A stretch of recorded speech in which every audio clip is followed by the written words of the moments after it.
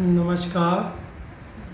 मैं डॉक्टर जयमुनि गोयल पिछले 28 वर्षों से प्राकृतिक जीवन शैली एवं योग थेरेपी पर काम कर रहा हूँ। आज हम बात करेंगे सादा भोजन उच्च विचार। अक्सर दोस्तों लोग हमारे पास इलाज के लिए आते हैं तो वो कहते हैं हम तो कुछ भी नहीं खाते, बिल्कुल साधारण खाते हैं, फिर भी हम बीमार हो जाते हैं। आखिर ऐसा क्यों है? जब उनसे पूछते हैं क्या खाते हैं तो बोलेंगे सुबह हम परोठा खाते हैं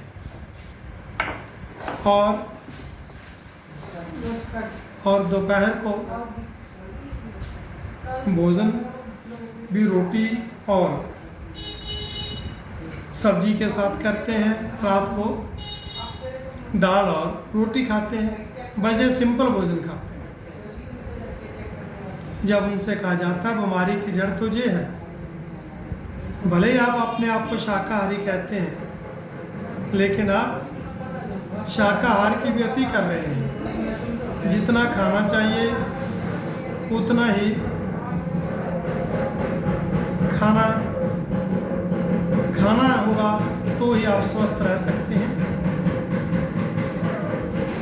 आपने देखा होगा प्रायः लोग कहते हैं वो तो बेचारा कुछ भी खाता पीता नहीं था लेकिन उसे कैंसर हो गया। कैंसर का संबंध कोई मांसाहार या शराब के साथ ही नहीं है बल्कि खाने की अति के साथ भी है। जैसे पेट को डस्टबिन बनाकर इसमें हम भोजन डालते जाएंगे तो भोजन वो गलेगा, सड़ेगा। जब अंदर सड़ेगा तो वो कोई बीमारी का कारण ही बनेगा। इस प्रकार से बीमारी जो है वो पैदा हो जाती है। हालांकि हम ये कहते हैं कि हम तो सादा खाते हैं। दूसरा जैसे ही आदमी खाने पर बैठता है 5 मिनट में खाया और भाग दौड़ता है। खाते खाते चिंता में खाता है, मन कहीं और होता है, खा कहीं और रहा होता है। तो साधारण भी अगर आप खाते हैं तो साधारण वह है कि आप चबा चबा कर खाएं, पूरी तरह चबा चबा कर खाएं और जब भी खाएं आराम से खाएं, मानसिक रूप से शांत होकर खाएं, अशांत होकर नहीं खाएं। अगर अशांत होकर खाएंगे तो भी रोग पैदा होंगे, क्योंकि मन और पेट का बड़ा गहरा संबंध है। अगर पेट खराब है तो मस्तक भी खराब है, अगर मस्तक खराब है तो पेट खराब है। दोनों का आपस में बहुत गहरा संबंध है। इसलिए साधारण भोजन की जहाँ बात है, साधारण भोजन केवल आग पर पकाया गया रोटी और दाल नहीं है। साधारण भोजन वास्तव में है पके हुए फल और कच्चा सलाद जो प्रकृति ने प्रसाद के रूप में हमें दिया है। अब बात आती है उच्च विचारों की। उच्च विचार क्या है कि हम हमेशा ही किसी का भला ही सोचें, वो उच्च विचार है, वो भी बिना स्वार्थ के। अगर आप अपना स्वार्थ लेकर किसी के बारे में सोचते हैं तो ये उच्च विचार नहीं है। इस प्रकार से आप उच्च विचार और सादा भोजन अगर करते हैं, प्राकृतिक हिसाब से करते हैं तो आप कभी भी बीमार नहीं रह सकते। मानसिक शांति ज़रूरी है और इसके लिए मेडिटेशन भी बहुत ज़रूरी है।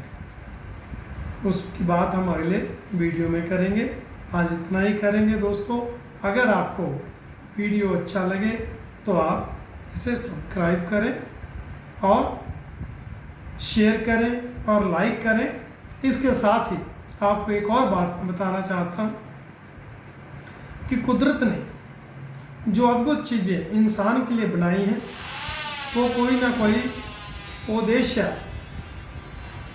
से परिपूर्ण है। अब जैसे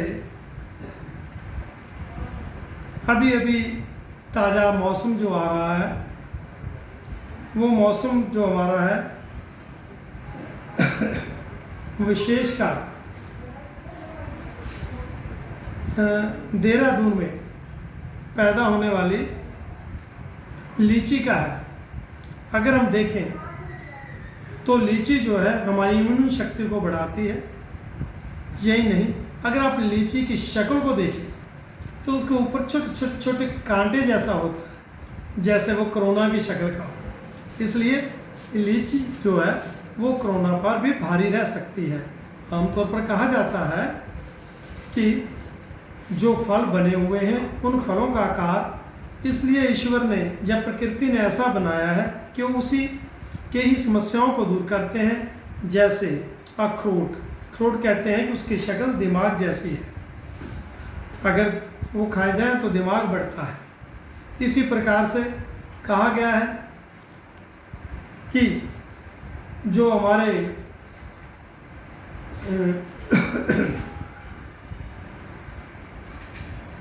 कद्दू, लौकी या तोरी आती है, इसकी शक्ल भी जो है बिल्कुल हमारी आंतों जैसी है।